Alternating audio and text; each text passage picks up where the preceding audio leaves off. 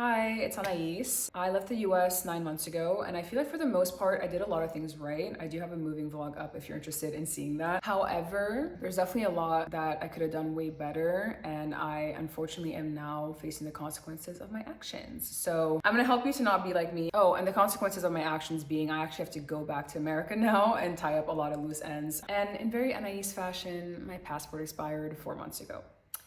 So that's gonna be interesting. Stay tuned for that.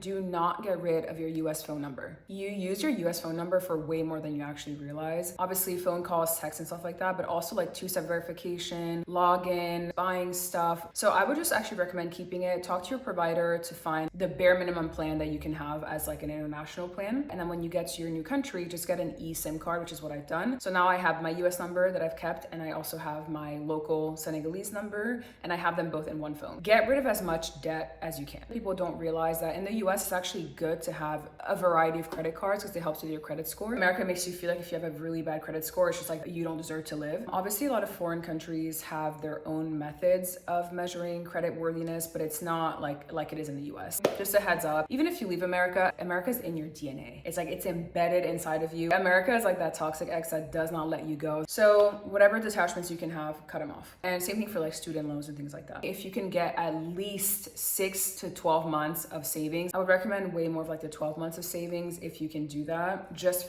in case. You just never know. If you're still going to be paying taxes even when you leave, you might as well make the most out of your ability to make money in the US. If you can get passive income in like literally any shape, way, or form that you can, I would recommend doing that. The US dollar is very strong compared to other currencies. So if you're able to make like money online, digitally, whatever with US money, do that. But obviously, a lot of these points are just going to be subjective on where you're going. Also, keep a US mailing address. If you have like a trusted family member or a friend or someone that you can send your stuff to, you could also get a virtual mailbox if you want, or like a PO box if you want to get some stuff sent over there. Getting a VPN was one of the best things I did, so I can actually still have like somewhat of a familiarity with like the shows I watch and movies and stuff like that. So I still watch Netflix, HBO, all those things. However, in terms of other subscriptions, I would definitely recommend canceling them if they're not going to be useful. Even if you're not leaving the US, go through your bank statements and see what like monthly automatic payments you have. You would be surprised. And then of course, if you're planning on voting while you're abroad, then definitely make sure that you're registered as an international voter. If you're planning on driving abroad, just try to see if you can get like an international driver's license or what the process is like to get a license where you're going.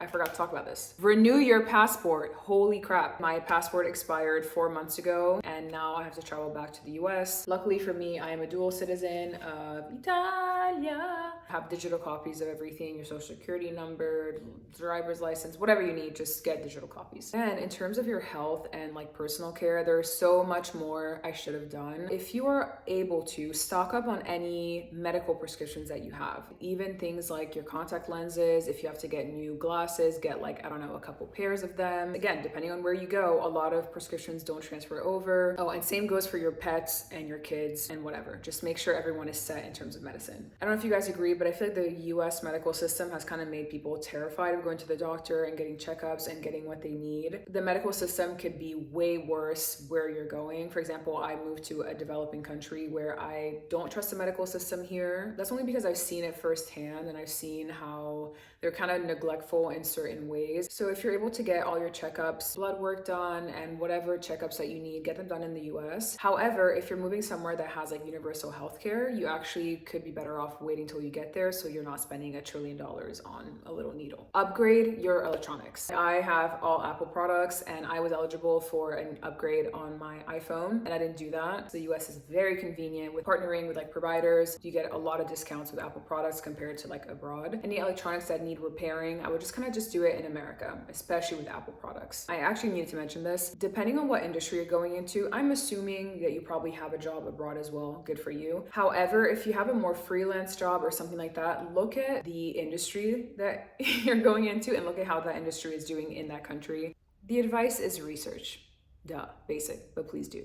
things that I could have done a little bit better in terms of like comfort and lifestyle is like stocking up on things that you like and like your favorite goodies and stuff that remind you of home. There actually is an American food store here in Dakar, and it is amazing. It's actually very good. I'm surprised at how good it is. However, there's a lot that like you just can't find here. This is my favorite incense. It's a nag champa, and my dad was recently in the US a couple weeks ago, and I asked him to bring this back to me. This is a big Mama Jamba box of it. This makes me feel just very comforted and very grounded wherever I am, because it's a very familiar smell that makes me just feel at home. This is my favorite moisturizer. It's the Good Spread Heavy. I think you can literally only find it on Amazon now, so I asked my dad to bring this back for me as well. If I remember correctly, I actually stocked up on like 2 or 3 of these when I got here. And then also little things like your favorite chopsticks. You may not have an American food store where you're going, so like, I don't know, stock up on like pumpkin spice if you want. Oh my god, side note, if you're in America, also get a camera if you're gonna be a content creator, because my iPhone keeps running out of storage and I'm literally on the verge of crashing out. Okay, let me finish this video. I think you should take time to grieve your life in the US. Try to find gratitude in all the things that you do love about your current life. Not to like break your heart, but if you, for example, have a routine at like your local coffee shop